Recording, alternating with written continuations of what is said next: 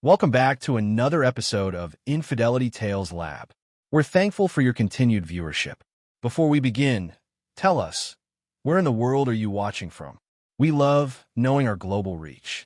Now, let's dive into today's story. Chapter 1. The Perfect Life Unraveling. Derek Morrison adjusted his rearview mirror and glanced at his wife Amanda in the passenger seat.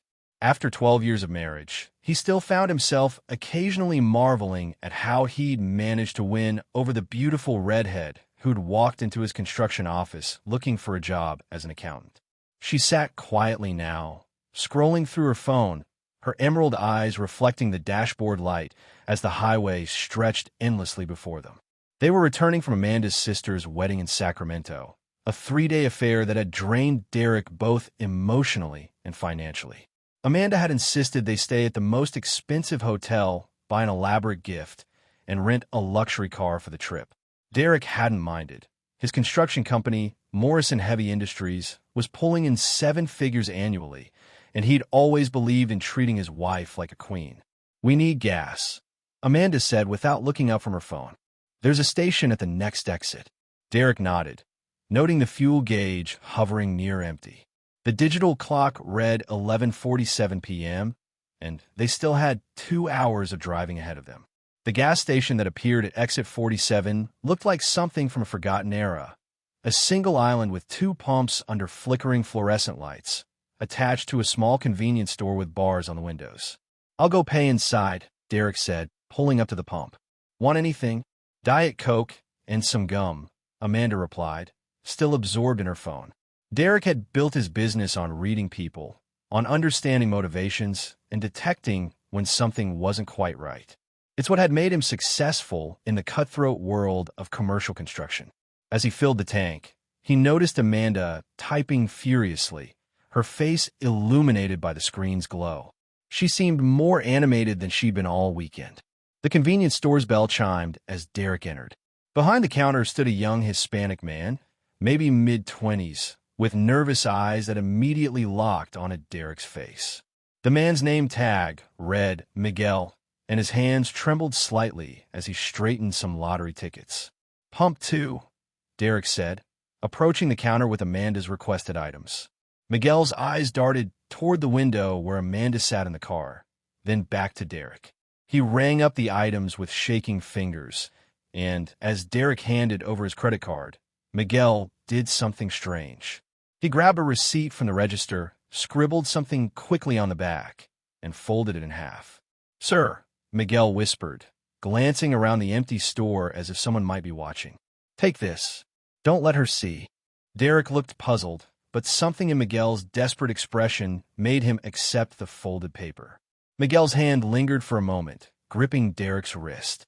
"Please," Miguel added, his voice barely audible. "Read it when you're alone." Derek pocketed the note, collected his receipt and the items, and headed back to the car. Amanda looked up as he approached, and Derek could swear he saw something flicker across her face. Disappointment? Annoyance? "That took forever," she said, accepting the Diet Coke. "Sorry, long line," Derek lied, settling into the driver's seat. The folded receipt felt like it was burning a hole in his pocket. They drove in relative silence for the next 20 minutes, Amanda returning to her phone while Derek's mind raced. What could a complete stranger possibly have to tell him that required such secrecy? And why had Miguel seemed to recognize Amanda? "I need to use the bathroom," Derek announced, pulling into a well-lit rest stop. "This can't wait." Amanda shrugged. "I'll stay here. Just hurry up." In the privacy of the rest stop bathroom, Derek unfolded the receipt with trembling hands. Written in Miguel's hurried scrawl were just 3 words that made his blood run cold. "Run now." Derek stared at the note, his successful businessman's mind trying to process the implications. Run from what? From whom? He thought about Miguel's frightened eyes, the way the young man had looked at Amanda with recognition, the urgency in his whispered plea. Returning to the car, Derek studied his wife with new eyes. Amanda was still on her phone, but now he noticed things he'd somehow missed before. The way she'd been distant all weekend, checking her messages constantly, the slight smile that played at her lips when she thought he wasn't looking. "Everything okay?" Amanda asked, glancing up. "Fine. Derek replied, starting the engine. But his mind was far from fine. 12 years of marriage, built on what he'd thought was love and trust, suddenly felt like a house of cards in a hurricane. As they drove through the night, Derek Morrison, the man who'd built an empire through careful planning and ruthless execution, began to wonder if his perfect life was nothing more than an elaborate lie. And if it was, he knew with absolute certainty that someone would pay dearly for the deception.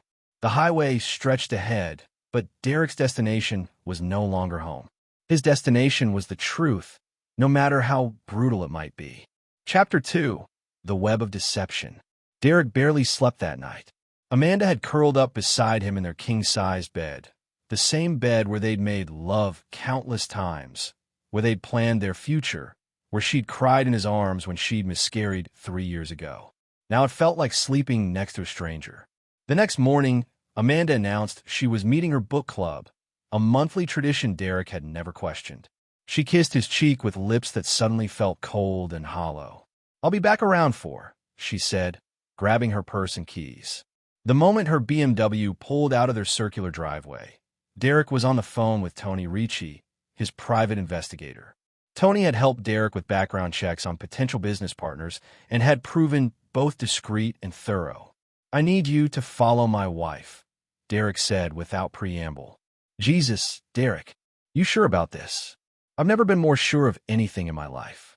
Within an hour, Tony was tailing Amanda's BMW while Derek sat in his home office, staring at financial records he'd never bothered to examine closely. Amanda handled their personal finances, and he'd trusted her completely. Now that trust felt like naive stupidity. His phone buzzed at 2:30 p.m. Tony's voice was grim. "Derek, you're going to want to sit down for this. Just tell me." "She's at the Riverside Motel on Highway 9. Room 237. She's been there for 2 hours with a guy named Troy Brennan. I ran his plates. He owns Brennan Construction, your biggest competitor for the Millfield Shopping Center project." Derek's grip tightened on the phone. Troy Brennan. They competed for contracts before, and Troy had always seemed to know just enough about Derek's bids to come in slightly lower. Now, Derek understood how. "There's more," Tony continued. "I did some digging on Brennan. Guy's got gambling debts up to his eyeballs. Owes serious money to some very unforgiving people. The kind who break kneecaps first and ask questions later. Keep following them. I want to know everything. Where they go, what they do, who they meet." Derek hung up and walked to his safe, retrieving the .45 Colt he'd purchased years ago for home protection. He'd never thought he'd need it for anything else. The weight of it in his hand felt reassuring, solid, real in a world that had suddenly become filled with lies. His phone rang again at 6:15 p.m. "They're at Gino's Steakhouse," Tony reported, having what looks like a very serious conversation. "Brennan keeps checking his watch, and your wife looks nervous as hell. I got close enough to catch some of their conversation. And they're planning something big, Derek. Something involving insurance money and making it look like an accident. I heard Brennan mention next Tuesday and something about the Millfield site." Derek's blood turned to ice. Next Tuesday was when they were scheduled to begin foundation work on the Millfield project, his biggest contract of the year. A project worth $12 million, with life insurance policies that would pay Amanda $3 million if something happened to him on the job. "Tony, I need you to find out everything you can about Troy Brennan's connections, his debts, his habits. And I want to know how long this affair has been going on. Derek, maybe you should call the police." "No police. Not yet. I need to understand exactly what I'm dealing with first." That night, Amanda returned home with shopping bags and a smile that Derek now recognized as completely artificial. She chatted about her book club meeting, describing discussions of novels Derek was certain she'd never read. Every word felt like another nail in the coffin of their marriage. "How was your day?" she asked, settling onto the couch beside him. "Productive," Derek replied, watching her face carefully. "Tony called. Says there's been some suspicious activity around the Millfield site. Thinks someone might be planning to sabotage the project." Amanda's face went pale for just a split second before she recovered. "That's terrible. Do they know who?" "We're working on it. But Amanda, I want you to stay away from the construction sites for a while, just until we figure out what's going on." Of course, she said quickly. Too quickly. Derek excused himself to his office and pulled out his laptop. If Amanda and Troy thought they could manipulate him, they were about to learn they'd chosen the wrong target. Derek Morrison hadn't built a multi-million-dollar business by being naive or forgiving. He'd built it by being smarter, more ruthless, and infinitely more patient than his competitors. Over the next 3 days, the picture became devastatingly clear. Tony's investigation revealed that Amanda and Troy had been meeting for 8 months. Bank records showed Amanda had been slowly draining their joint savings account, moving money into a private account Derek knew nothing about. Phone records reveal hundreds of calls and texts between them. But the most damning evidence came from Miguel Santos, the gas station attendant who'd handed Derek the warning note. Tony tracked him down and discovered he was Troy's cousin, and the person originally recruited to help stage Derek's accident. Miguel got cold feet, Tony explained during their Wednesday meeting. His conscience got the better of him. Apparently, Troy promised him 10 grand to help, but when Miguel realized they were talking about actual murder, not just theft, he wanted out. Murder, Derek repeated, the word tasting bitter in his mouth. They're planning to rig a structural collapse at the Millfield site. Make it look like faulty equipment or worker negligence. Troy has connections in the building inspector's office who'll cover up any evidence of sabotage. Amanda gets the insurance money. Troy gets Amanda and a cut of the payout, and Derek Morrison becomes just another construction site fatality. Derek sat in silence for a long moment, processing the full scope of their betrayal. His wife, the woman he'd loved for 12 years, the woman he'd comforted through her mother's death, the woman who'd shared his bed and his dreams, was planning to murder him for money. When he finally spoke, his voice was calm and cold. Tony, I need you to get me everything. Phone records, bank statements, photographs, recordings if possible. I want documentation of every meeting, every call, every dollar transferred. What are you planning, Derek? Derek's smile was sharp enough to cut glass. I'm planning to give my beloved wife and her lover exactly what they deserve. But first, I'm going to let them think their plan is working perfectly. This is dangerous territory. They made it dangerous when they decided to kill me, Derek interrupted. Now it's just a question of who gets destroyed first. As Derek Morrison sat in his office that night, surrounded by evidence of the ultimate betrayal, he felt something cold and final settle in his chest. The man who'd built his fortune by being 3 steps ahead of everyone else was about to show Amanda and Troy Brennan what it really meant to be outmaneuvered. The game was just beginning, and Derek intended to be the only one left standing when it ended. Chapter 3: The Art of War. Derek Morrison had always been a chess player, thinking 5 moves ahead while his opponents struggled with their next move. As he sat in his study Friday evening, reviewing Tony's latest intelligence report, he felt the familiar rush of strategic planning that had made him millions in construction. Amanda was upstairs, preparing for what she'd told him was a girls' night out with her sister. Derek now knew she was meeting Troy at a cabin in the mountains, 30 miles outside town, a location Tony had identified as their primary planning headquarters. The timeline is accelerating, Tony had reported that afternoon. They're moving the plan up to Monday. Brennan's gotten pressure from his creditors, and they can't wait until Tuesday. Monday, 4 days from now. Derek opened his laptop and began typing, his fingers moving with the precision of a surgeon. If Amanda and Troy wanted to play a deadly game, he'd give them one they'd never forget. The first phase of Derek's counter-strategy was simple. Make them believe their plan was proceeding flawlessly while simultaneously documenting everything for the authorities. But Derek had no intention of simply surviving their murder attempt. He intended to destroy them completely, methodically, and with a thoroughness that would serve as a warning to anyone else who might consider betraying him. His phone buzzed. A text from Amanda, staying at Julie's tonight. Love you. Derek smiled coldly. Julie was Amanda's sister, and Tony had confirmed she was currently in Denver visiting her daughter. Another lie in an ever-growing web of deception. What else? Amanda wants to be there. She wants to watch. Derek gripped the steering wheel until his knuckles went white. The woman he'd married, the woman he'd loved, wanted to watch him die. Miguel, I need you to do exactly what I tell you. Can you do that? Yes, sir. Troy scares me, but what they're planning, it's wrong. You don't deserve this. Meet me at the Denny's on Foster Road in 20 minutes. Come alone, and make sure no one follows you. Miguel Santos was even younger than Derek had initially thought, maybe 23 or 24, with the calloused hands of someone who worked construction between gas station shifts. His resemblance to Troy was unmistakable. Same dark hair, same olive complexion. But where Troy carried himself with arrogant confidence, Miguel radiated nervous energy and genuine remorse.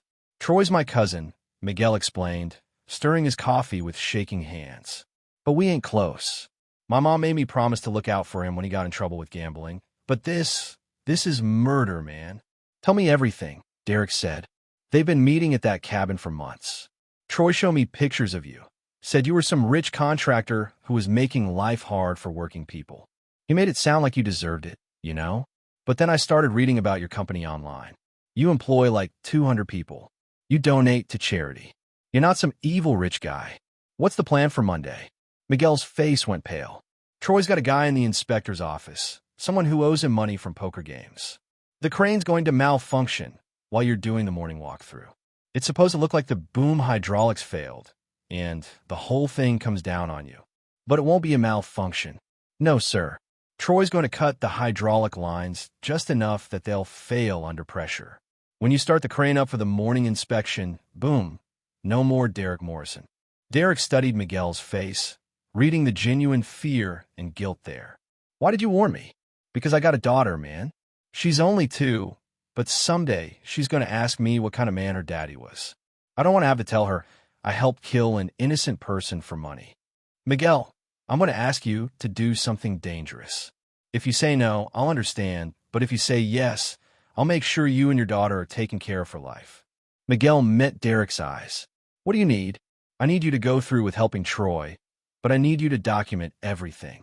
Record conversations if you can. Take pictures, gather evidence.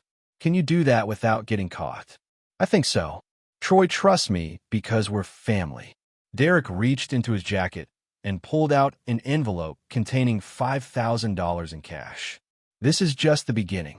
When this is over, there'll be $50,000 more, plus a job with my company that pays twice what you're making now. Miguel stared at the money.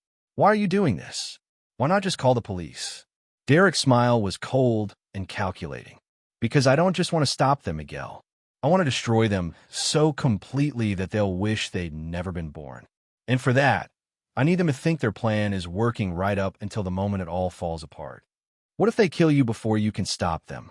They won't, Derek said with absolute certainty.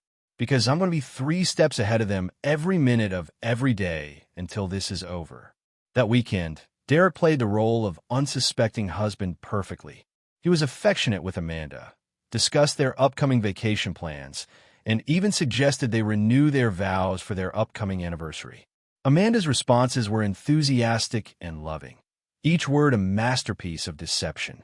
Sunday night, as Amanda lay sleeping beside him, Derek received a text from Miguel. It's done. Meeting tomorrow at 6 a.m. Troy says it'll be over by 7. Derek looked at his wife's peaceful face in the moonlight streaming through their bedroom window. In less than 7 hours, she would be watching from a distance as her husband was supposedly crushed to death by a sabotage crane. The woman who'd promised to love him in sickness and in health, for better or for worse, was planning to collect $3 million in life insurance money before his body was even cold. Derek Morrison had built his empire by understanding that in business, as in war, victory belonged to whoever was willing to be more ruthless than their opponents. As he watched Amanda sleep, he realized that tomorrow would mark the beginning of the most important battle of his life. And unlike his wife and her lover, Derek Morrison had no intention of losing. Chapter 4. The Perfect Storm. Monday morning arrived with overcast skies and the promise of rain. Fitting weather for what Derek knew would be one of the most crucial days of his life. He went through his normal routine.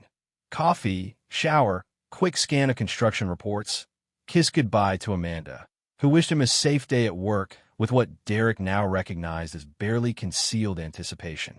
At 5:45 a.m., Derek sat his truck outside the Millfield construction site, watching Tony's surveillance team take their positions.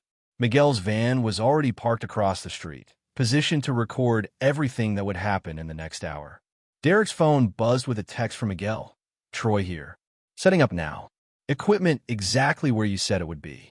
Phase 1 of Derek's counterplan was elegantly simple. Let Troy sabotage the crane exactly as planned, but ensure that Derek would be nowhere near the equipment when it malfunctioned.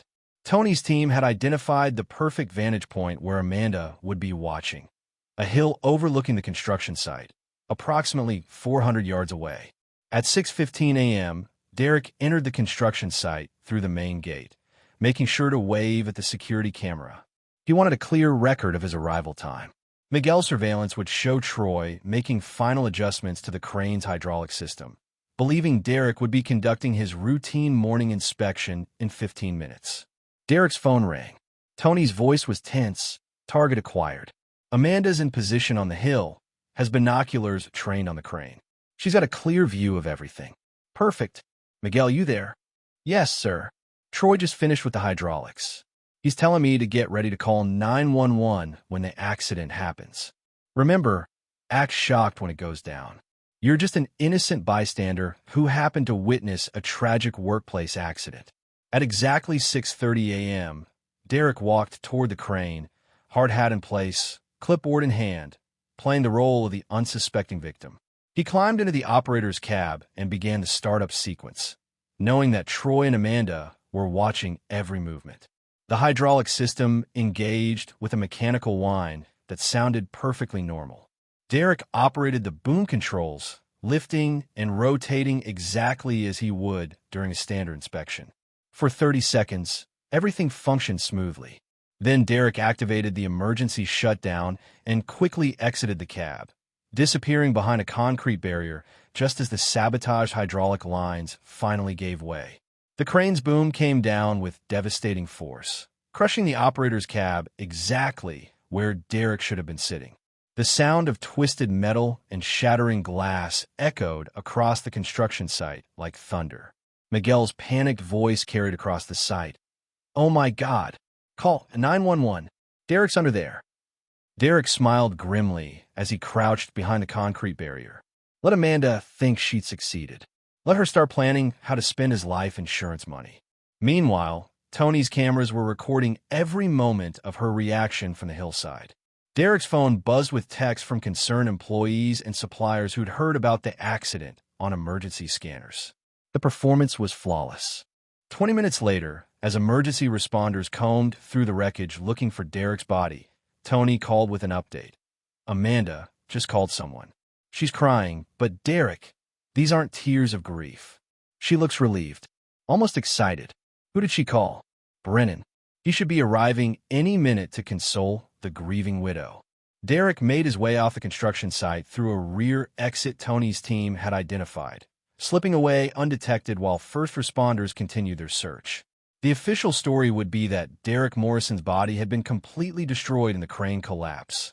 A tragic accident that would trigger a lengthy investigation and a very large life insurance payout. But Derek Morrison wasn't dead. He was very much alive, and he was about to become Amanda and Troy's worst nightmare. Phase 2 of Derek's plan began immediately. While Amanda played the role of devastated widow at the construction site, Derek was already 3 miles away, meeting with Harold Voss, the senior partner at the law firm that handled his business affairs. "Harold, I need you to execute the contingency plan we discussed," Derek said, placing a thick envelope on the lawyer's desk. Voss opened the envelope and examined the contents: photographs, financial records, audio recordings, and a detailed timeline of Amanda and Troy's conspiracy. "Jesus Christ, Derek. This is comprehensive. It's also ironclad. Every piece of evidence was gathered legally, and it's all admissible in court. I want you to contact the DA's office immediately. Tell them Derek Morrison is alive and ready to press charges for attempted murder and conspiracy. What about your wife? The insurance company?" Derek's smile was sharp as a blade. "Amanda's about to discover that her husband's life insurance policy contains a very interesting clause about payouts in cases involving beneficiary fraud. She'll get exactly nothing. And Troy Brennan is about to learn that his gambling debts are the least of his problems. By noon, Derek was sitting in District Attorney Patricia Henley's office, laying out the entire conspiracy with a methodical precision that had made him successful in business. Henley, a tough prosecutor with a reputation for going after white-collar criminals, listened with growing amazement. "Mr. Morrison, this is one of the most well-documented attempted murder cases I've ever seen. We can have arrest warrants within hours. I appreciate that, but I need you to wait exactly 48 hours before making any arrests." "Why?" Derek leaned forward, his expression coldly calculating. "Because I want them to think they've succeeded completely. I want Amanda to start spending money she thinks she's going to inherit. I want Troy to start making plans for their future together. And I want them both to realize exactly how thoroughly they've been outmaneuvered." "That's a dangerous game, Mr. Morrison." "Patricia, they try to murder me for money. Dangerous doesn't begin to describe what I'm prepared to do to them." That afternoon, hidden cameras captured Amanda and Troy celebrating at the mountain cabin where they'd planned Derek's death. The footage showed them toasting with champagne, discussing how to split the insurance money, and making love on the same bed where they'd plotted her husband's murder. Miguel, still playing his role as innocent bystander, called Derek with updates. "Troy's already talking about taking Amanda to Mexico once the insurance money comes through. He thinks you're really dead, man." "They both do." "Perfect. Keep recording everything. In 48 hours, their entire world is going to collapse." Tuesday evening, Derek attended his own memorial service, not in person, but through surveillance cameras Tony had positioned throughout the funeral home.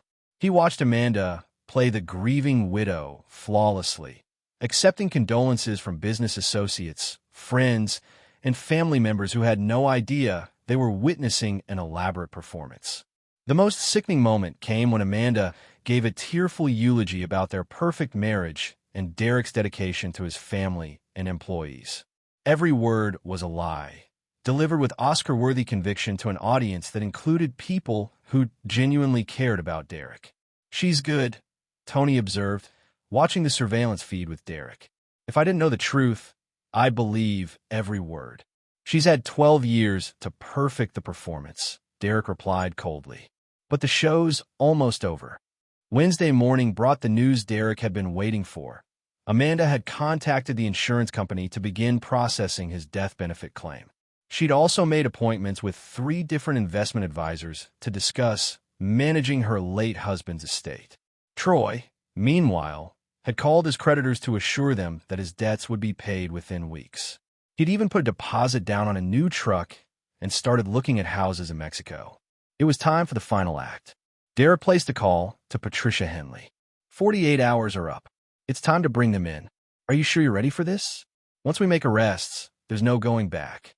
This becomes public record." Derek thought about Amanda's performance at his memorial service, about Troy's celebratory phone calls to his creditors, about the 12 years of marriage that had apparently meant nothing to the woman he'd loved. "I've never been more ready for anything in my life." The arrests would happen simultaneously at 6 a.m. Thursday morning, exactly 1 week after Derek's death. Amanda would be taken into custody at their home, while Troy would be arrested at his apartment. Both would face charges of conspiracy to commit murder, attempted murder, and fraud. But Derek's revenge wouldn't end with their arrests. It would only be beginning, because Derek Morrison had learned something important about himself during the past week. He was capable of a level of cold, calculating ruthlessness that surprised even him. And Amanda and Troy Brennan were about to discover just how thoroughly they'd underestimated the man they tried to kill. Chapter 5. Psychological Warfare. Thursday morning arrived with unseasonably warm weather, as if nature itself was mocking the cold-blooded plans that had been set in motion exactly 1 week earlier. Derek Morrison sat in an unmarked surveillance van 2 blocks from his own house, watching through high-powered cameras as a team of federal agents prepared to arrest his wife. At exactly 6 a.m., the coordinated arrests began. Derek's house looked peaceful in the early morning light, the same house where he'd shared 12 years of marriage, where he believed he was building a life with someone who loved him. Amanda would be in their bedroom now, probably still asleep, dreaming of Mexico beaches and spending the money she thought she'd inherit from his death. The federal agents didn't bother with subtlety.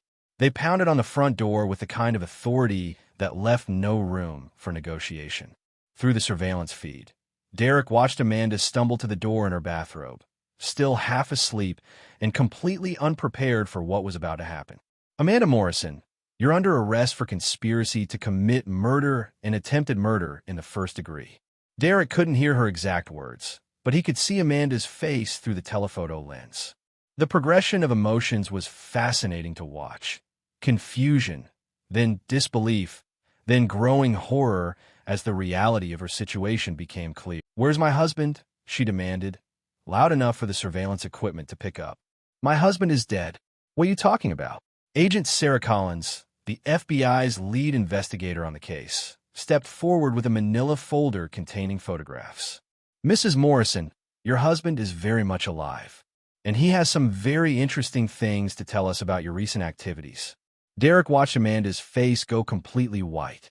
It was the moment he'd been waiting for, the instant when she realized her perfect plan had failed spectacularly. Simultaneously, across town, Troy Brennan was being dragged from his apartment in handcuffs. Unlike Amanda, Troy immediately understood what was happening and began demanding a lawyer before the agents even finished reading his rights. "Smart man," Tony observed from the surveillance van. "Too bad he wasn't smart enough to avoid trying to murder someone who's better at this game than he is." Derek's phone buzzed with a text from Miguel, watching the news. "Holy shit, man. You really did it. Phase 1 is complete," Derek replied. "Now we move to Phase 2. Phase 2 was where Derek's business acumen and understanding of human psychology would really shine. The arrests were just the beginning. Derek intended to systematically destroy every aspect of Amanda and Troy's lives with the same methodical precision he'd used to build his construction empire. By noon, Derek was sitting in Patricia Henley's office, reviewing the charges that would be filed against his would-be killers. "We've got them cold on attempted murder," Henley explained. "The evidence is overwhelming. Recorded conversations, financial records, witness testimony from Miguel Santos, and physical evidence from the sabotaged equipment. They're looking at 25 to life. What about bail? Given the severity of the charges and the flight risk, I'm requesting they be held without bail. The judge will make the final decision, but I'm confident." Derek nodded. "Patricia, I need you to understand something. This case isn't just about justice for me. It's about sending a message that certain betrayals come with consequences that extend far beyond prison sentences." "What exactly are you planning, Derek?" "I'm planning to show them what it feels like to have their entire world systematically destroyed. And I'm going to do it completely within the bounds of the law." The first step was financial warfare. Derek had always kept detailed records of every dollar Amanda had access to, and now those records became weapons. His forensic accountant discovered that Amanda had embezzled over $200,000 from their joint accounts over the past 8 months, moving money into hidden accounts to fund her future with Troy. By Thursday evening, Derek had filed civil suits to recover every stolen dollar, plus damages and legal fees. The lawsuits would freeze Amanda's access to any remaining funds and ensure that even if she somehow avoided prison, she'd emerge financially destroyed. Troy's financial destruction was even more satisfying. Derek contacted every one of Troy's creditors: the loan sharks, the casino debts, the outstanding business loans, and informed them that Troy Brennan was in federal custody facing murder charges. The message was clear: collect your debts now, because Troy's financial situation was only going to get worse. Within 48 hours, Troy's construction business was in bankruptcy proceedings, his equipment was being repossessed, and his remaining assets were being seized by creditors who had suddenly lost patience with his payment schedules. But Derek's most devastating psychological attack was yet to come. On Saturday morning, Derek visited Amanda in the county jail where she was being held pending trial. It was their first face-to-face encounter since the morning she'd kissed him goodbye before his planned murder. Amanda looked haggard in her orange jumpsuit, her red hair unwashed, and her usual confident demeanor replaced by barely controlled panic. When she saw Derek walk into the visitation room, very much alive and wearing an expensive suit, her reaction was everything he'd hoped for. "Derek," she whispered, tears starting to flow. "Thank God you're alive." We all thought. You thought I was dead. Derek finished, sitting across from her with the calm demeanor of a man completely in control. You thought you'd successfully murdered me for the insurance money. No, that's not. I don't know what they've told you, but Derek placed a manila folder on the table between them. Amanda, I know everything. Every meeting with Troy, every phone call, every dollar you stole, every detail of your plan to kill me. I have recordings, photographs, financial records, and witness testimony. You're going to prison for a very long time. Amanda's composure finally cracked completely. Derek, please, you have to understand. It wasn't supposed to happen like this. Troy said, he promised.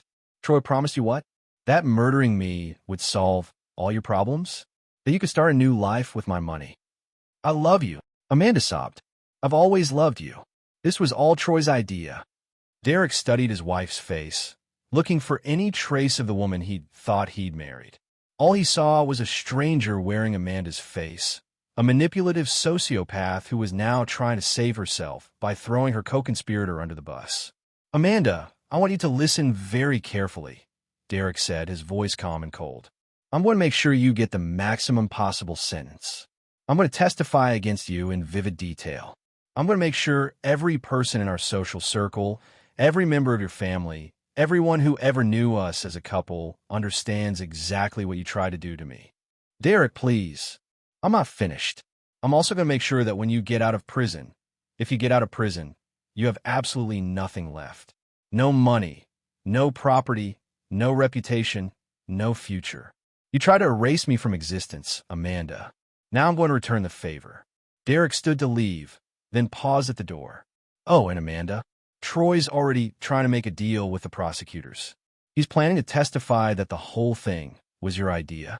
Apparently, your great love is willing to let you take the fall to save his own skin. The anguished wail that followed Derek down the hallway was the most satisfying sound he'd heard in weeks. That evening, Derek sat in his study, reviewing plans for the reconstruction of his life. The house would be sold. He could never live there again after what Amanda had planned. The business would continue and grow stronger than ever. And Derek Morrison would emerge from this betrayal harder, smarter, and infinitely more ruthless than before. His phone rang. Miguel's voice was excited. Derek, you need to turn on Channel 7 News. They're running the story about the arrests. Derek switched on the television to see his own photograph, a professional headshot from his company website, displayed next to the anchor's report about the failed murder plot. The story had everything. A successful businessman, his beautiful but treacherous wife, her lover who was also a business rival, and a murder plot worthy of a Hollywood thriller. The case is being called one of the most elaborate attempted murder schemes in the county's history, the anchor reported.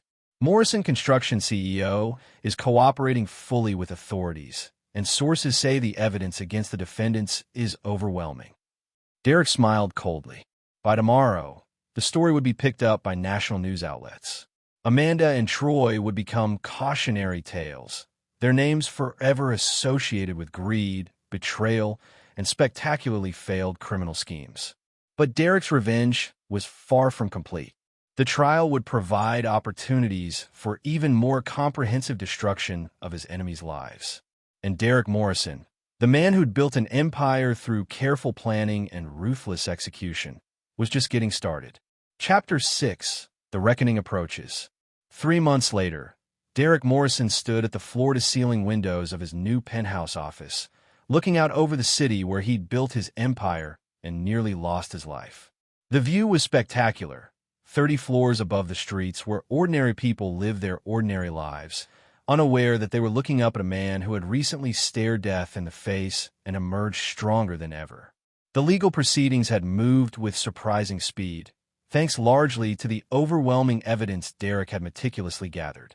Amanda and Troy's cases had been separated after Troy's lawyers argued that their client had been manipulated by Derek's wife. It was a desperate strategy that fooled no one, but it gave Derek the satisfaction of watching his enemies turn on each other like rabid dogs. His intercom buzzed. Mr. Morrison, your attorney Mr. Voss is here for your trial preparation meeting. Send him in. Harold Voss entered carrying a thick briefcase, and wearing the expression of a man who'd seen plenty of courtroom battles but had rarely held cards this strong. "Derek, we need to go over your testimony one more time. The trial starts Monday, and Patricia Henley wants to make sure every detail is perfect." Derek turned from the window, his face calm and composed. "Harold, I've been preparing for this testimony for months. Every word, every pause, every gesture has been calculated for maximum impact. The defense is going to try to paint you as a vengeful husband who orchestrated this entire situation to frame an innocent woman." Derek's laugh was cold and humorless. "Innocent? Harold, she tried to murder me for insurance money. The jury is going to see photographs of her celebrating at Troy's cabin while my memorial service was being planned. They're going to hear recordings of her discussing how to spend my life insurance money. They're going to see financial records showing she embezzled hundreds of thousands of dollars from our joint accounts. Amanda's lawyer is claiming she was emotionally abused, that she feared for her life, that Troy manipulated her into going along with his plan. And what does the evidence say about that?" Voss opened his briefcase and spread out photographs across Derek's conference table. The images told a devastating story. Amanda and Troy laughing together at restaurants, embracing passionately in hotel rooms. Amanda driving expensive cars she'd purchased with stolen money. Troy and Amanda toasting with champagne at the mountain cabin where they'd planned Derek's death. The evidence says she was a willing and enthusiastic participant in a murder conspiracy, Voss concluded. But juries can be unpredictable, especially when the defendant is an attractive woman with a sympathetic story. Derek walked to his desk and picked up a folder marked contingency plans. "Harold, I've spent my entire career preparing for worst-case scenarios. This situation is no different." "What's in the folder?" "Insurance. If the jury somehow fails to convict Amanda and Troy of attempted murder, I have backup strategies that will ensure they still pay for what they try to do to me." Voss looked nervous. "Derek, you can't take justice into your own hands. I'm not talking about vigilante justice, Harold. I'm talking about civil litigation, financial warfare, and social destruction that will be completely legal and absolutely devastating. These people tried to erase me from existence. If the criminal justice system fails to hold them accountable, I'll find other ways to ensure they spend the rest of their lives paying for their betrayal." That afternoon, Derek met with Miguel Santos at an upscale restaurant across town.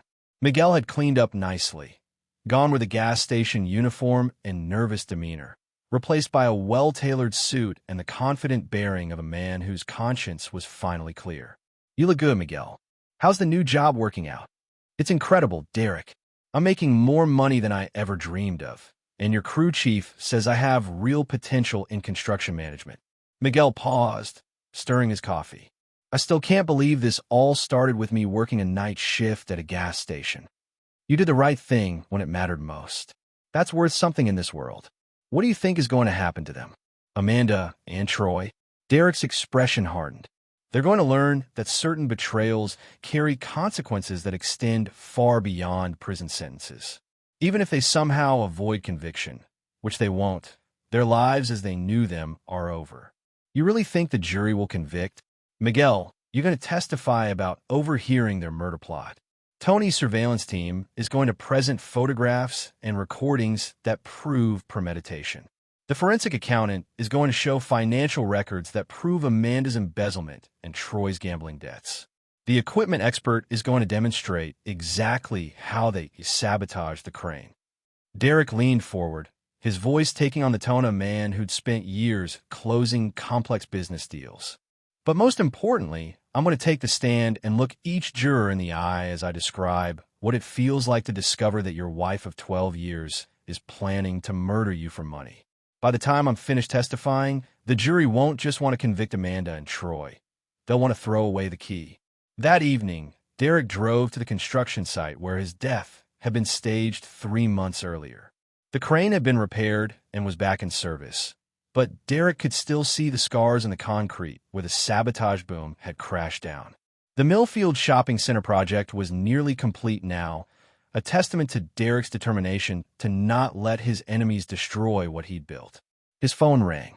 Tony Ricci's voice was excited. "Derek, you need to hear this. We just intercepted a phone call between Amanda and Troy. They're planning to change their pleas.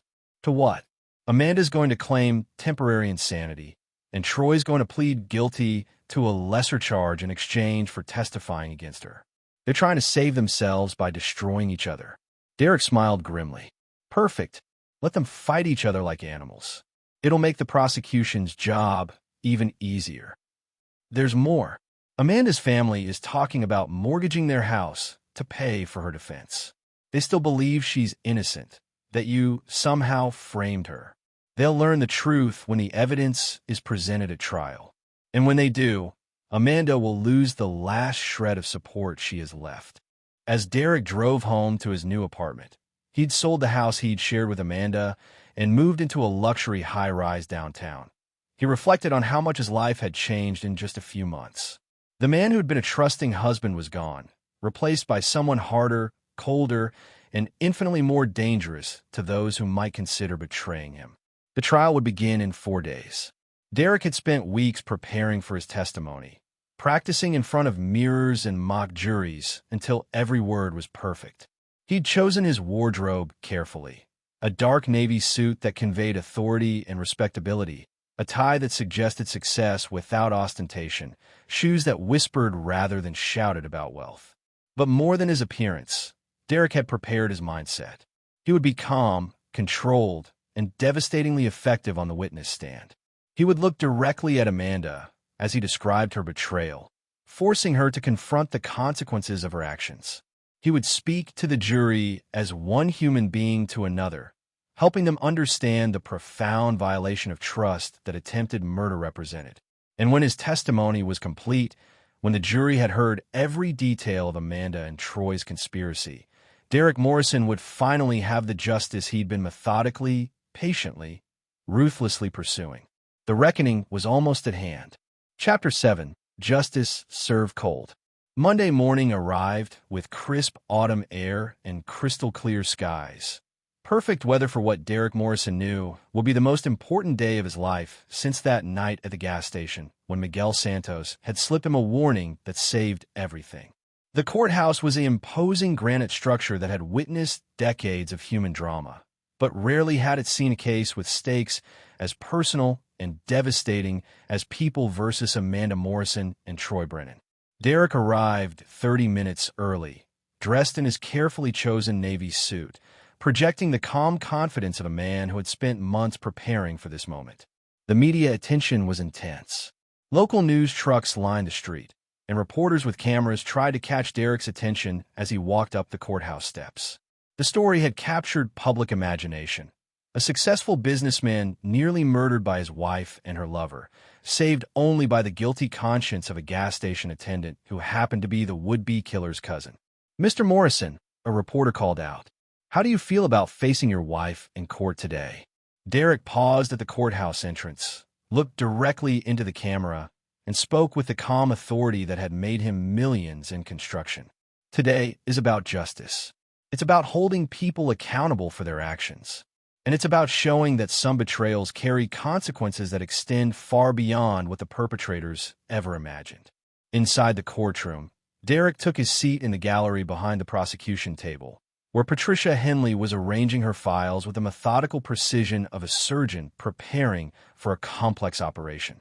The evidence against Amanda and Troy filled multiple boxes: photographs, recordings, financial documents, and witness statements that painted an undeniable picture of premeditated murder.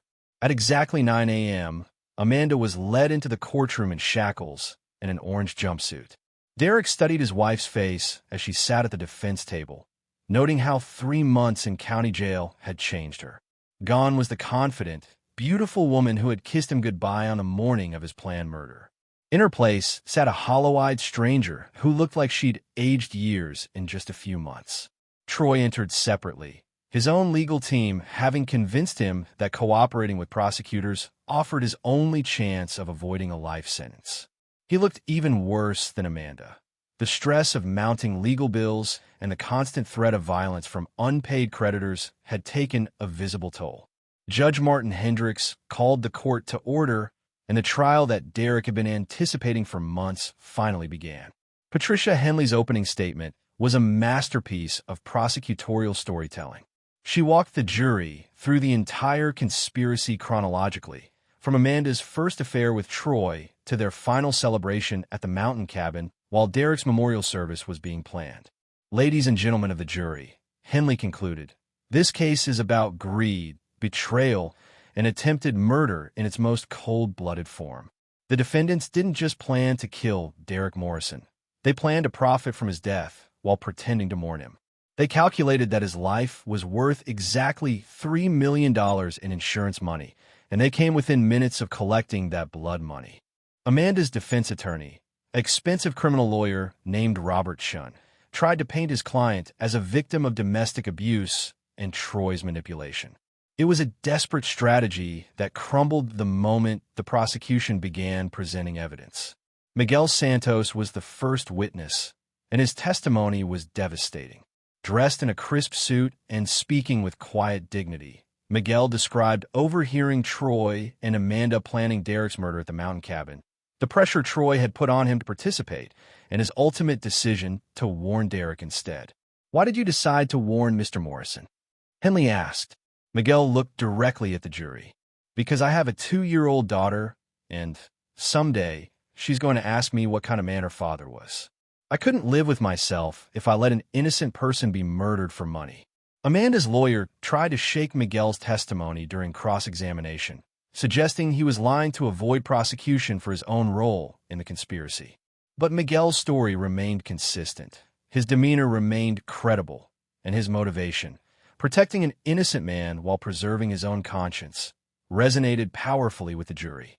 The prosecution's case built momentum over the next 2 days. Tony Ricci presented surveillance photographs and recordings that showed Amanda and Troy meeting regularly for months, discussing their plans, and celebrating what they believed was Derek's death. The forensic accountant detailed Amanda's systematic embezzlement of over $200,000 from joint accounts. The equipment expert demonstrated exactly how the crane had been sabotaged and explained that Derek would have been killed instantly if he'd been in the operator's cab when the boom collapsed. But the most powerful moment came on Wednesday afternoon, when Derek Morrison took the witness stand. Derek had practiced this testimony dozens of times, but sitting in the witness chair, looking out at the packed courtroom, he felt the full weight of what Amanda and Troy had tried to take from him. Not just his life, but his business, his reputation, his trust in human nature itself. Patricia Henley guided Derek through his testimony with the skill of a conductor leading a symphony. Derek described his marriage to Amanda, his growing success in construction, and his complete trust in the woman he'd loved for 12 years. He spoke about receiving Miguel's warning at the gas station, his investigation into Amanda's affair, and his growing realization that his wife was planning to murder him. "Mr. Morrison," Henley asked, "can you describe what it felt like to discover that your wife was planning to kill you?" Derek was quiet for a long moment, and when he spoke, his voice carried the weight of genuine pain mixed with cold fury. "It felt like having my entire life revealed as a lie. 12 years of marriage, every conversation, every intimate moment, every plan we'd made for the future, all of it was meaningless to her. I was just an obstacle standing between Amanda and $3 million in insurance money." Derek then looked directly at Amanda, who couldn't meet his eyes. "But what hurt most was realizing that she wanted to watch me die. She didn't just want me dead. She wanted to be there when it happened. She wanted to see the man who'd loved her for 12 years crushed to death by machinery she'd helped sabotage." The silence in the courtroom was absolute. Several jurors were visibly emotional, and Amanda was quietly sobbing at the defense table.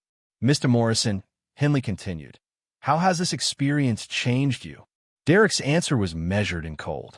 "It's taught me that some people are capable of betrayals so profound that forgiveness becomes impossible. It's shown me that trust, once broken completely, can never be repaired.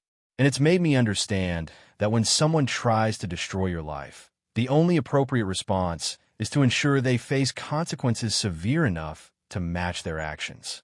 Amanda's defense attorney tried to suggest during cross-examination that Derek had somehow orchestrated the entire situation, that he'd manipulated events to frame his wife. But Derek's testimony remained consistent. His demeanor remained credible, and the physical evidence supported every aspect of his story. Thursday morning brought Troy Brennan's testimony as part of his plea agreement. Hoping to save himself from a life sentence, Troy provided devastating details about the conspiracy, confirming that Amanda had been an eager and willing participant in planning Derek's murder. But Troy's testimony backfired spectacularly when he tried to minimize his own role while painting Amanda as the mastermind. His obvious lies and self-serving statements destroyed any sympathy the jury might have had for either defendant. Friday afternoon, after less than 2 hours of deliberation, the jury returned with their verdict. On the charge of conspiracy to commit murder in the first degree, we find the defendant Amanda Morrison guilty. On the charge of attempted murder in the first degree, we find the defendant Amanda Morrison guilty. On the charge of fraud in the first degree, we find the defendant Amanda Morrison guilty. Derek watched Amanda collapse as the verdicts were read. 12 years of marriage, reduced to 3 guilty verdicts and the promise of decades in prison. Troy received similar verdicts, his plea agreement saving him from life without parole, but still guaranteeing he'd spend at least 25 years behind bars. As Derek left the courthouse that afternoon, surrounded by reporters and cameras, he made one final statement. Justice has been served today. But more importantly, a message has been sent. There are some betrayals that carry consequences beyond anything the perpetrators could imagine.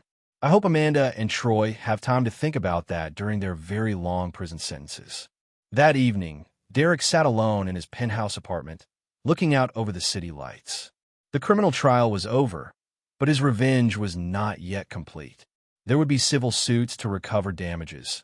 There would be the systematic destruction of Troy's remaining business interests, and there would be the satisfaction of knowing that Amanda would spend the best years of her life in a prison cell, thinking about the man she'd tried to murder. Derek Morrison had survived the ultimate betrayal and emerged victorious. But more than that, he discovered something important about himself. He was capable of a level of patient, methodical ruthlessness that even he hadn't fully understood before. And that knowledge would serve him well in the years to come. Chapter 8. The Final Accounting. 6 months after Amanda and Troy's convictions, Derek Morrison stood in the same courthouse where justice had been served, but this time he was there for the civil proceedings that would complete his systematic destruction of everyone who had betrayed him. The criminal trial had been about justice. The civil suits were about revenge. Amanda sat at the defendant's table wearing prison orange, her hands shackled, looking like a broken woman who'd aged a decade since her arrest. The confident, beautiful wife who had planned Derek's murder was gone, replaced by a hollow-eyed convict who would spend the next 30 years in maximum security prison. Troy wasn't present. He'd already signed agreements turning over what little remained of his assets to avoid an even larger judgment. His construction business was defunct, his equipment had been sold to pay creditors, and his reputation in the industry was permanently destroyed. The man who'd thought he could murder a competitor and steal his wife was working in the prison laundry for 90 cents an hour. Mr. Morrison, Derek's civil attorney, addressed the judge. We're seeking damages of $15 million. $5 million for emotional distress, $5 million for lost business opportunities during the investigation period, and $5 million in punitive damages to ensure the defendant understands the full consequences of her actions. Amanda's overworked public defender could barely mount a coherent response. Amanda's family had bankrupted themselves paying for her criminal defense, and she now faced this civil judgment with no resources and no hope. Your Honor, the public defender said weakly, my client is already serving a 30-year prison sentence. She has no assets and no ability to pay any judgment. Derek stood and addressed the court directly. Your Honor, this isn't about collecting money from someone who has nothing. This is about ensuring that every aspect of Amanda Morrison's life reflects the full consequences of her attempt to murder me. I want a judgment that will follow her for the rest of her life, ensuring that she never enjoys a moment of financial security or peace of mind. Judge Hendricks awarded Derek the full $15 million, creating a debt that would haunt Amanda forever, even if she somehow lived long enough to be released from prison. But Derek's most satisfying revenge was yet to come. That afternoon, Derek met with Patricia Henley at her office to discuss the final phase of his methodical destruction of his enemies. The criminal convictions were just the beginning, weren't they? Henley observed, studying Derek's calm demeanor. Patricia, they tried to erase me from existence. I'm simply returning the favor, but doing it better than they ever could have imagined. Derek opened a thick folder on Henley's desk. I've spent the past 6 months investigating every aspect of Amanda and Troy's lives. Their families, their friends, their business associates, their social connections. I've systematically contacted every person who ever had a relationship with either of them and made sure they understand exactly what kind of people they really are. That's thorough. Amanda's sister, Julie, who provided her with alibis during the planning phase. I provided Julie's employer with evidence that she was an accessory after the fact. Julie lost her job and is facing her own criminal charges. Derek turned the page, revealing photographs and documents. Troy's cousin Marcus, who helped launder some of the stolen money through his auto shop. His business is under investigation by the IRS, and he's looking at 5 years for money laundering. And this is all legal, completely legal. I'm simply ensuring that everyone who enabled Amanda and Troy's conspiracy faces appropriate consequences for their actions.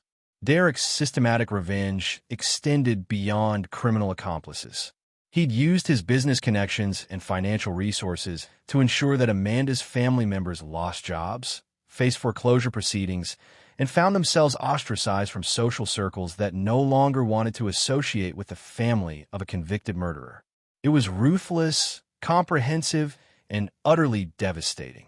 But Derek's masterpiece of revenge was reserved for Amanda herself.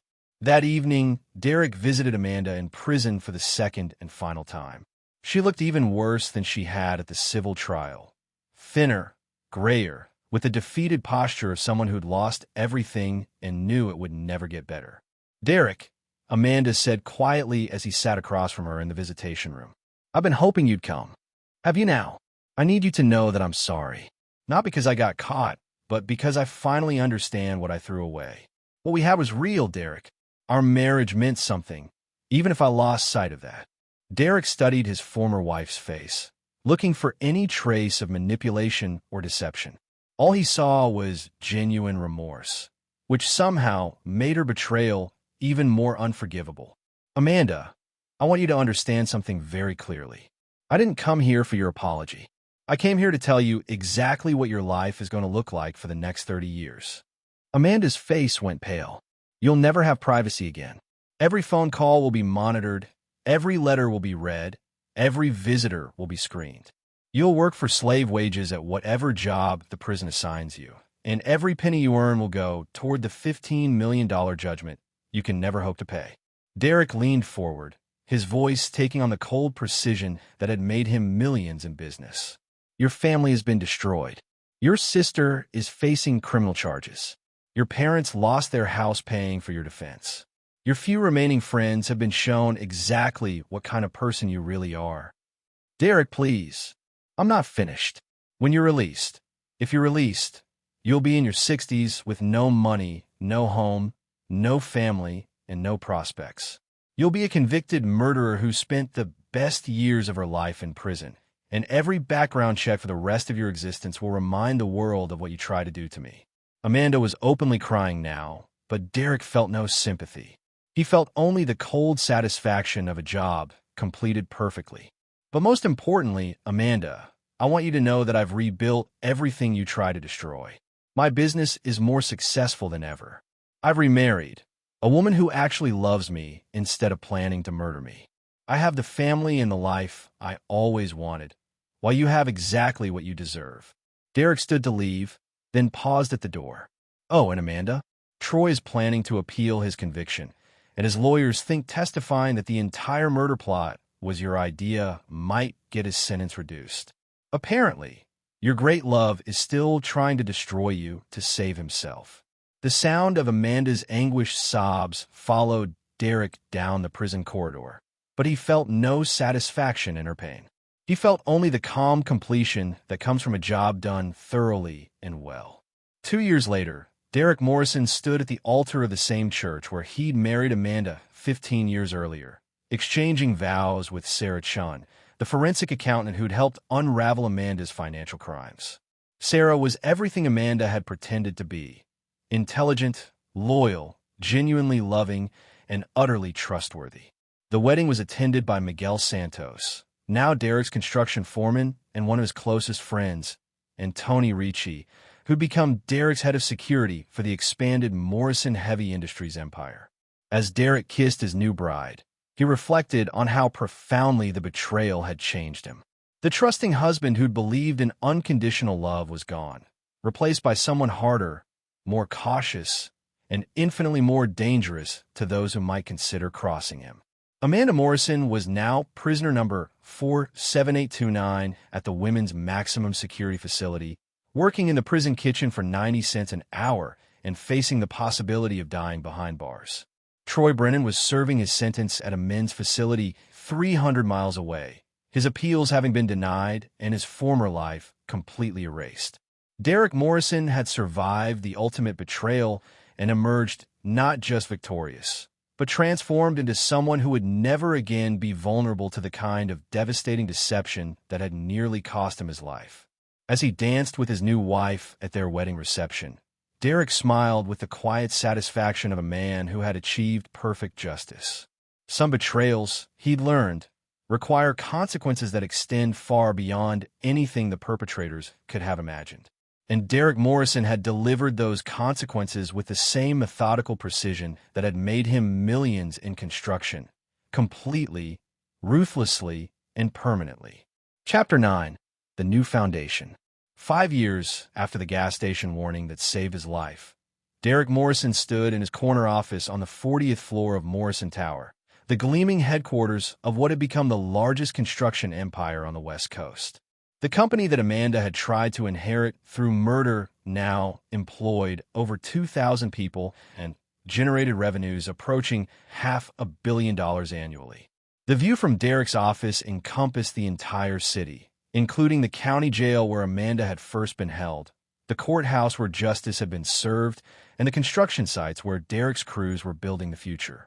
It was a view that reminded him daily of how far he'd traveled from that night, when a frightened gas station attendant had slipped him a note that changed everything. His secretary's voice came through the intercom. "Mr. Morrison, your 3 o'clock appointment is here. Send him in." Miguel Santos entered wearing the tailored suit of a successful executive, carrying architectural plans under his arm and wearing the confident bearing of Morrison Heavy Industries Vice President of Operations. The scared young man who'd worked night shifts at a gas station was gone, replaced by one of Derek's most trusted lieutenants and closest friends. "The Riverside project is ahead of schedule and under budget," Miguel reported, spreading the plans across Derek's conference table. "The client is so impressed, they're already talking about Phase 2. Derek reviewed the plans with the practiced eye of someone who'd built his fortune understanding every detail of complex construction projects. "Outstanding work, Miguel. How's your daughter doing?" "Isabella's 7 now, reading at a high school level, and wants to be an architect when she grows up." Miguel smiled. "She says she wants to build beautiful buildings like Uncle Derek." Uncle Derek had been Isabella's name for Derek since she was 3 years old, and it never failed to warm something in Derek's chest that he'd thought Amanda's betrayal had killed forever. Miguel's family had become Derek's chosen family, proving that trust, once properly given, could create bonds stronger than blood. Derek's personal phone buzzed with a text from his wife, Sarah. "Dinner at 7? The twins have something to show you." Derek smiled at the message. Sarah was 6 months pregnant with their third child, and their 5-year-old twins, Derek Jr. and Amanda, named, ironically, for the woman who'd nearly destroyed their father's capacity for trust, were constantly creating new masterpieces they insisted on showing in the moment he walked through the door. "Miguel, let's wrap this up. I promised Sarah I'd be home for dinner." As Miguel gathered his plans, Derek reflected on how completely his life had been rebuilt. The penthouse apartment had been replaced by a sprawling estate in the hills, where Sarah's laughter echoed through rooms filled with children's toys and family photographs. The cautious, damaged man who'd emerged from Amanda's betrayal had learned to love again, to trust again, but with the wisdom that came from having survived the ultimate deception. Derek's intercom buzzed again. "Mr. Morrison, there's a call from the Department of Corrections. Something about prisoner 47,829 requesting to speak with you." Amanda, even after 5 years, hearing her prisoner number could still trigger memories of the woman who'd planned his murder with such methodical precision. Derek had received similar requests twice before and had ignored them both. Today, however, something made him curious about what his former wife might want to say after half a decade in maximum security prison. Put the call through. Amanda's voice was barely recognizable, hoarse, age defeated. "Derek? Thank you for taking my call. What do you want, Amanda?" "I'm dying." Derek felt no sympathy, only mild curiosity. "What's wrong with you?" "Cancer. The doctors say 6 months, maybe less." "Derek, I need to tell you something before I die. Something I should have told you years ago." "I'm listening." "It was never supposed to happen. The murder plot, I mean. It started as Troy's fantasy, something he'd talk about when he was drunk and angry about losing contracts to you. I never took it seriously until—" Amanda's voice broke. "Until I realized I was pregnant." Derek gripped the phone tighter. "Pregnant, 3 months along when we planned your murder. The baby was Troy's, and I was terrified you'd find out. The murder plot suddenly seemed like the only way to avoid losing everything. Our marriage, your fortune, my reputation. I thought if you died in an accident, I could claim the baby was yours and no one would ever know." Derek stared out his office window, processing this revelation. Amanda hadn't just planned to murder him for money. She'd planned to murder him to cover up her adultery and pass off her lover's child as Derek's heir. "What happened to the baby?" "Miscarriage. 2 weeks after your fake funeral. It was like God was punishing me for what I tried to do." Amanda was crying now.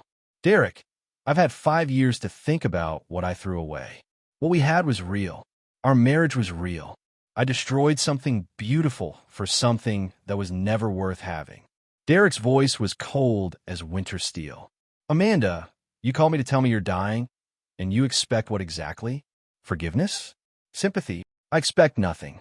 I just needed you to know that I understand now what I lost.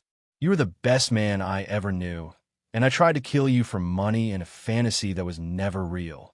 You're right about one thing, Amanda. What we had was real, and that's exactly what makes your betrayal unforgivable. You didn't just try to murder a stranger. You tried to murder someone who loved you completely. Someone who would have given you anything, forgiven you anything, except the one thing you actually did." Derek paused, looking out at the city he'd conquered while Amanda rotted in a prison cell. "I hope you have time to think about that during whatever time you have left." Derek hung up without saying goodbye and immediately deleted Amanda's number for his phone's call log. She would die as she'd lived for the past 5 years, as a memory that grew less relevant with each passing day.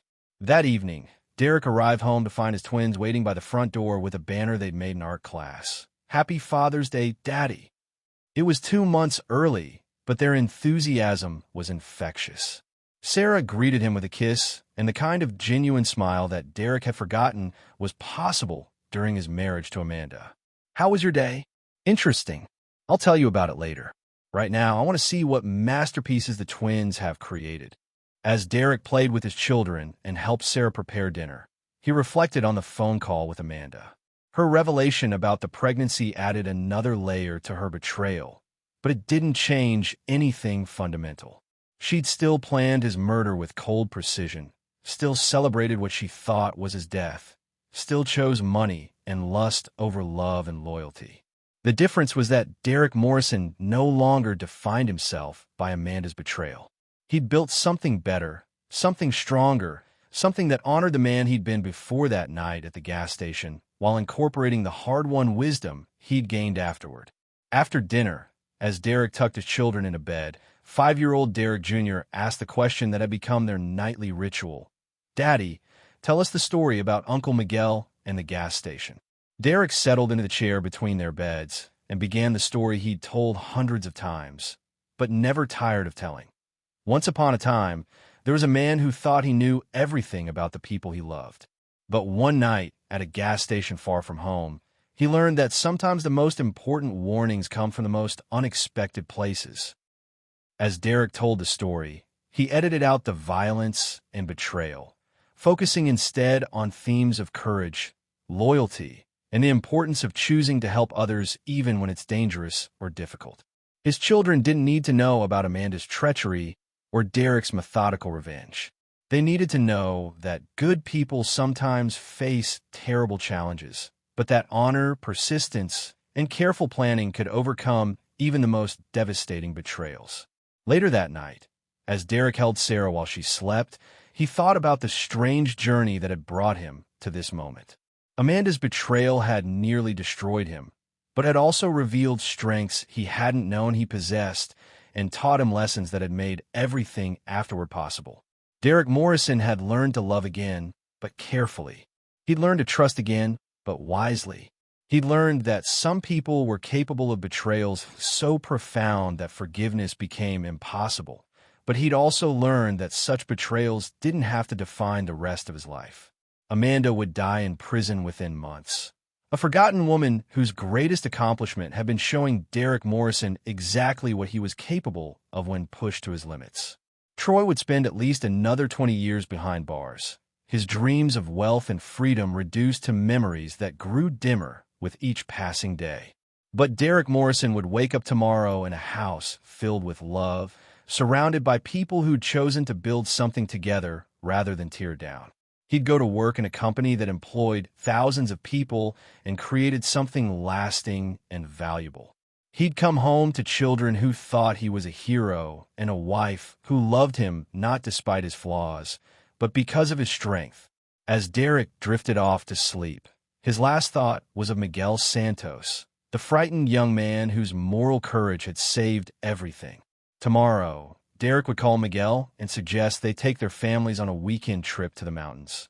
Not to the cabin where Amanda and Troy had planned murder, but to a beautiful lake where children could play and adults could appreciate how precious and fragile the good things in life really were. Derek Morrison had survived the ultimate betrayal and built something better than what he'd lost. He learned that some wounds never fully heal, but that didn't mean they had to poison the rest of your life. And he discovered that the best revenge wasn't destroying your enemies. It was building a life so successful and fulfilling that their attempts at destruction became irrelevant footnotes in a much larger, more important story. The warning at mile 47 had saved Derek's life. But more than that, it had taught him that sometimes the most devastating betrayals become the foundation for the most extraordinary transformations. And Derek Morrison's transformation was complete. And there you have it. Another story comes to an end. What did you think? I'd love to hear your thoughts in the comments below. If you enjoy this story, consider joining our community by subscribing. It means the world to us. For more stories like this one, check out the recommended videos on screen. And I'll see you there.